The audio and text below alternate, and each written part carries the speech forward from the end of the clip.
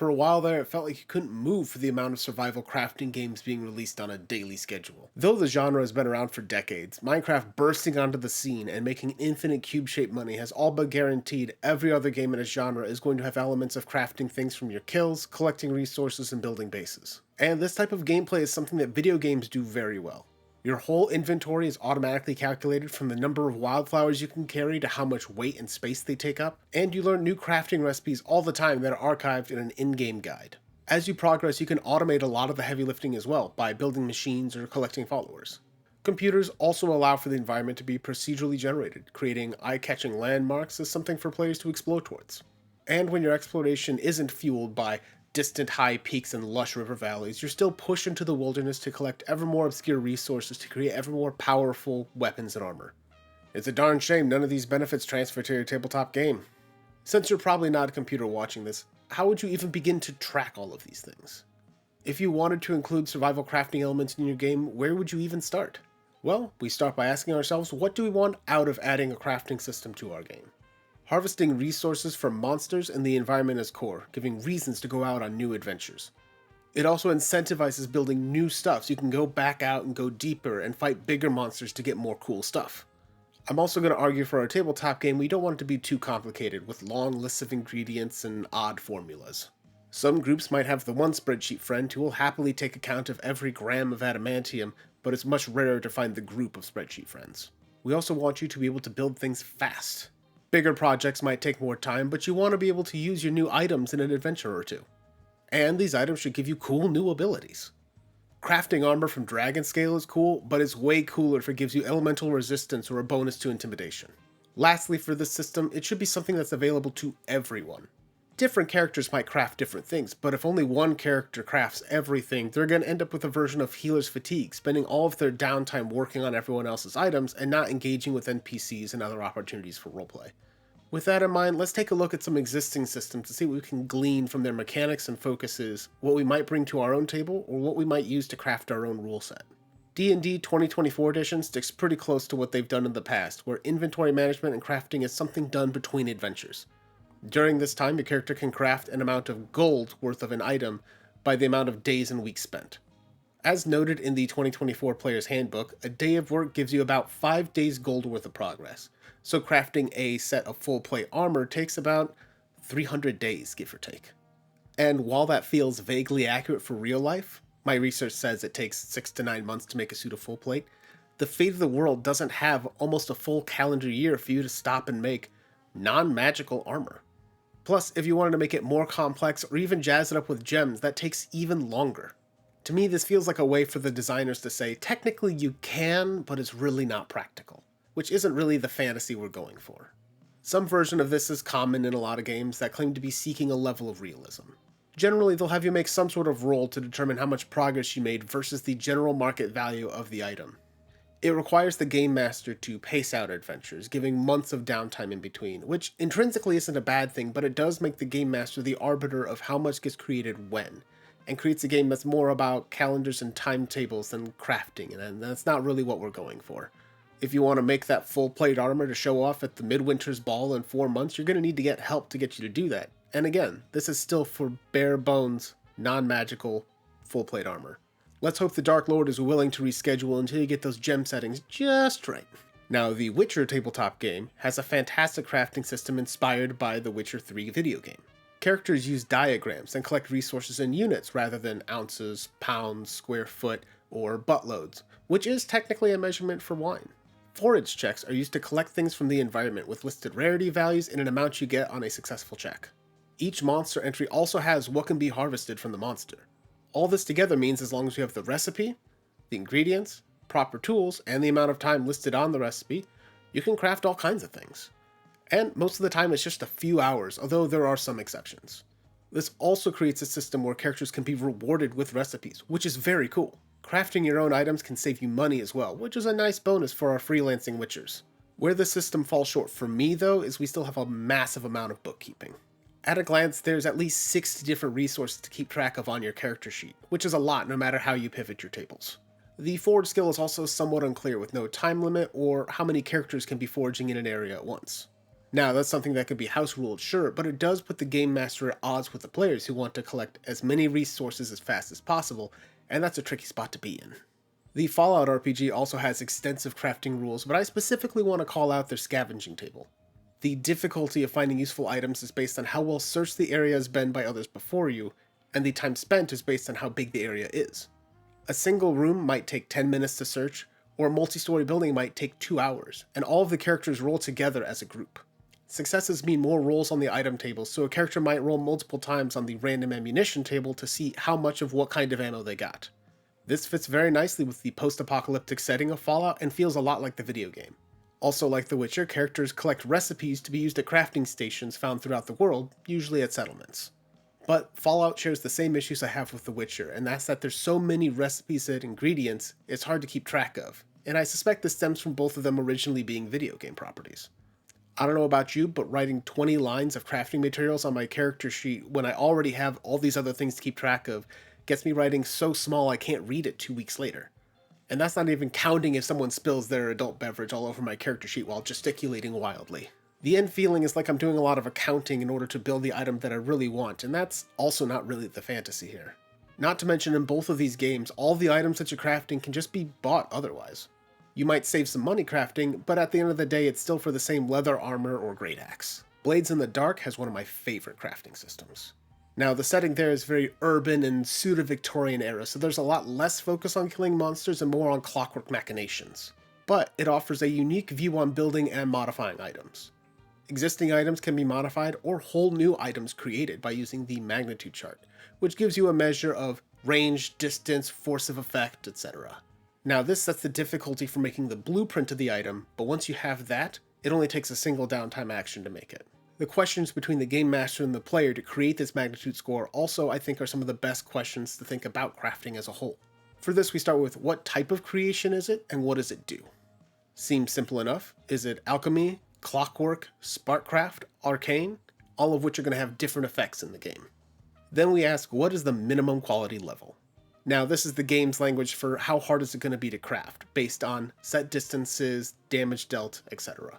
Then we ask, what rare, strange, or adverse effect of the formula or design has kept it out of common usage? Now we're talking.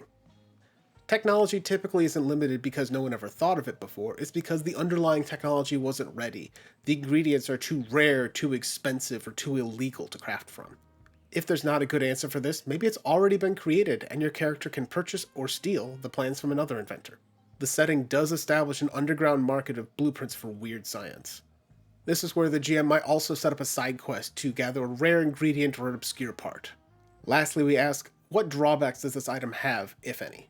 Now, most of these drawbacks have direct mechanical effects, such as being consumable or unreliable. They can also be negotiated to lower the quality level and, in effect, make it easier to make. I love this series of questions because it forms a negotiation between the player and the game master that gets to the heart of adventure within the setting, and invites players to make all kinds of weirdness. Plus, it's pretty quick to go from concept to finished invention depending on how many resources you want to pour into it. Alright, so based on what we've observed so far, we want something that doesn't have huge lists of resources, something that lets you craft relatively quickly between adventures if not during the adventure, and the result is something unique. Now, what kind of crafting would that look like? Well, years ago, I found a blog called Medieval Melodies, which I think does a fantastic job for 5e. There's a link in the description below. Each monster from the core monster manual, and some other source books, gets a write-up of what parts can be harvested from them. And while that seems like a much bigger table than we want to deal with, all of these items are very one in, one out. One ingredient gets you one item. Additionally, harvesting from different monsters requires different knowledge skills, and you'll need different proficiencies to craft things out of them. Let's take a look at the rock entry for some examples. Based on the rules set out by Medieval Melodies, the rock is CR 11, which means it's a DC 20 nature check to harvest all of the parts from it, or DC 15 for half. Anything missing is assumed to have been damaged during combat, or while harvesting things and trying not to hurt yourself. The entry is as follows. 1 rock beak. No immediate use, but with about 11 hours of work can be crafted into a helmet or a great axe. If the bearer attunes to it, they gain proficiency in perception, as well as in wisdom, constitution, and charisma saving throws if they don't have those already. The bearer of this item also gets an advantage to influence giants on charisma checks. You also get 2d4 rock talons, which can be used as a war pick right out the gate, and also give you advantage on charisma checks versus giants. The 2 eyes can be crafted by a transmuter wizard into Eyes of the Eagle, which will also grant advantage on charisma checks with giants. You also get 1 rock heart, which can be crafted over the course of 22 hours by a divination wizard into a magic amulet. This amulet will glow when a huge or larger creature comes within 120 feet. Also, that same charisma bonus to giants. You also get 5d10 feathers, which can work as daggers or can be crafted into wings of flying. Now for that, you need someone with expertise in leatherworking and the ability for them to work for 66 to 110 hours, so about 2 weeks we'll call it. Oh, and of course, advantage on charisma checks versus giants.